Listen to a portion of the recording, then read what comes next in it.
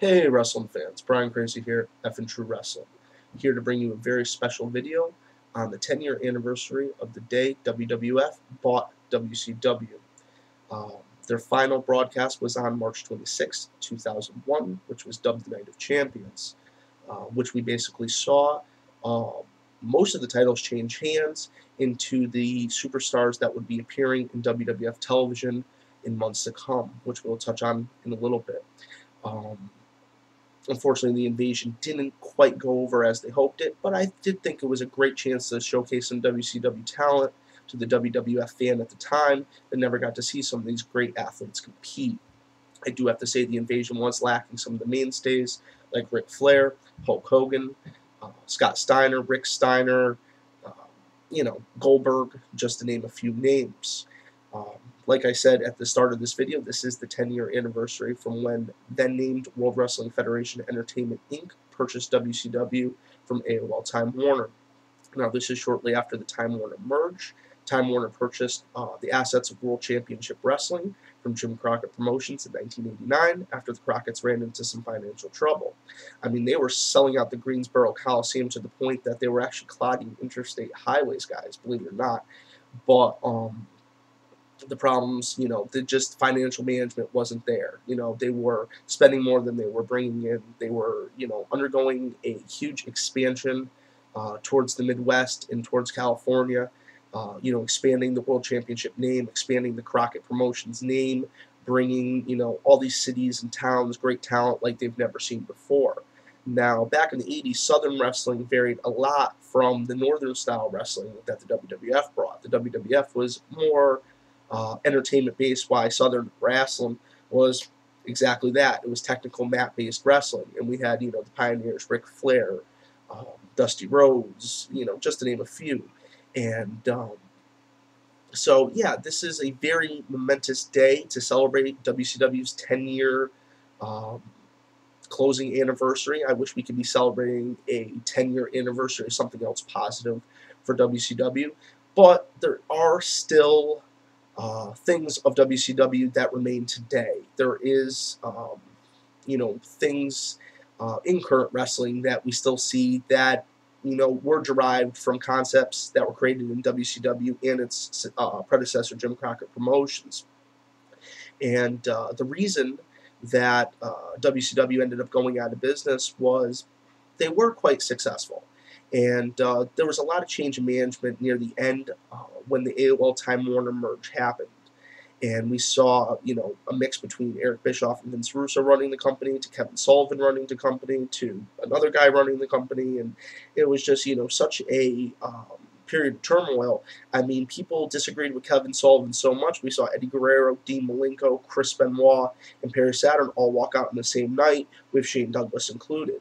About 18 or 19 guys asked for the release that night, and only 5 were granted. Now, this happened after Kevin Sullivan said he had no direction for these guys and they were not going to be appearing on television. Now, there is a known feud between Kevin Sullivan and Chris Benoit over, Nancy Sullivan, Nancy Benoit, a woman, rest in peace, the entire Benoit family. We don't really need to go too much into that. We all know about the tragedy, and, this is why Christopher Nowinski does what he does, guys. That whole bit on TNA when they were talking about concussion syndrome, that's a real thing that is affecting real athletes. And bringing it into the storylines might arise some awareness on this topic. Now, it's, we'll jump into the invasion. So right after we had this Night of Champions, the company got sold out. Well, first I'll cover on why the company got sold out. Eric Bischoff, with a company called Fusion Media Ventures, wanted to purchase the assets of WCW, but then he was told that they were not going to be given any time on TNN or TBS. And TBS has carried wrestling since, probably since the 1970s, when Ted Turner first started it, before it was even the Superstation. And actually, funny enough, that block was actually purchased by Vince McMahon in 1984, which was Black Saturday, which he actually promoted under the World Championship Wrestling name then. He bought Georgia Championship Wrestling out from the Briscoe brothers and one of the Andersons. I believe it was Ole. And, he promised, content, I guess similar to the content that was promised to WGN America for the Superstar show, which was not delivered. And, they wanted out of the contract. So Vince sold it to the Crockett's for close to $1 million this time slot, and that helped fund WrestleMania. And the Crockett's were, back on TBS with, their Mid-Atlantic Championship Wrestling program, also promoted as World Championship Wrestling. And, there's just so much history in this promotion, and so much good history. And, you think of WCW, and you think of the NWA, and you think, this was the NWA's largest chance to shine, because you got to think the AWA broke away from the NWA in the 50s. WWF broke away in '63, and this was the NWA's one outlet for worldwide programming. And with the loss of WCW, the NWA started to fade into obscurity. And I mean, not the loss in 2001. I mean the loss in the early 90s. Once WCW got purchased out by the Turner organization, we saw the WCW and the NWA go like this. And then we saw, various others promote with the NWA. Obviously the NWA is a group of territories that once all promoted together harmoniously and did not infringe on each other's territory. That whole system was changed with Vern Gagne and Vince McMahon with the AWA and the WWF, respectively. And I'm talking about Vince McMahon Jr., Vince McMahon Sr. really stayed in his territory. If he knew what Vince Jr. was going to do, he probably wouldn't have sold him the Northeastern territory. But Vince McMahon is a ruthless businessman, but I respect the living shit out of Vince McMahon. I mean, everything that man went through, he deserves his, piece of pie at the end of the day.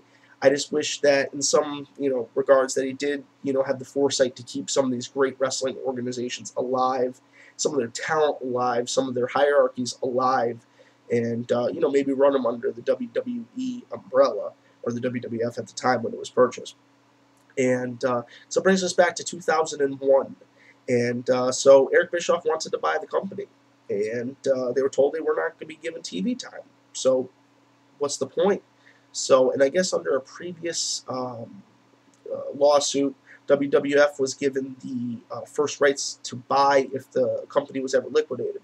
So the WWF ended up purchasing the rights to names, the likenesses, this, that, and the other, and the video library for, I think it was right around $5 million. And Chris Jericho even said in his DVD that, if he, could have gotten at that time, he probably could have gotten together enough money. So,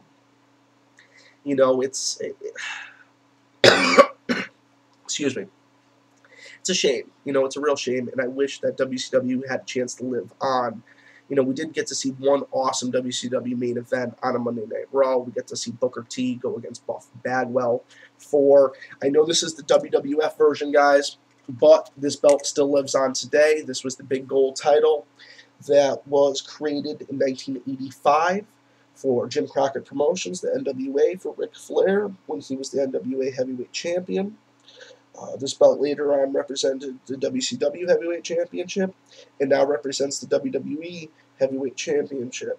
A lot of people think that this and the WCW belt carry the same lineage. They do not. The WCW title was merged into the WWF Championship at Vengeance with Chris Jericho, Stone Cold, and The Rock. And this belt was recommissioned shortly thereafter in September, with the first champion being Triple H, who was the #1 contender at the time, and Brock Lesnar did not want to face.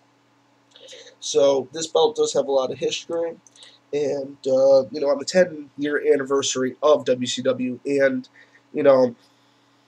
there's no better way to celebrate it than talk about the big gold and talk about the history it's had. The likes of Ric Flair, Hulk Hogan, and so many great champions have held this beautiful title, and we just have to thank them for all the countless hours that they've given us. I mean, I have not seen let's keep this up, and I have not seen a contest like some of the matches I've seen in WCW ever. To be honest, I mean, they've never recreated something like the War Games. They've never created something like the Triple Cage, even though that was creative gimmick, but it was a very creative gimmick. You have to give it at that. And you know, thank God we've never seen things like the finger poke or you know, the poke mobile again. But you know, where every company's had a plus, there are some negatives, of course. That's how things work out. I mean, the gobbledygooker. So I think we can name a few that the WWE might have missed as well. Repo Man. No, actually, Repo Man was pretty funny.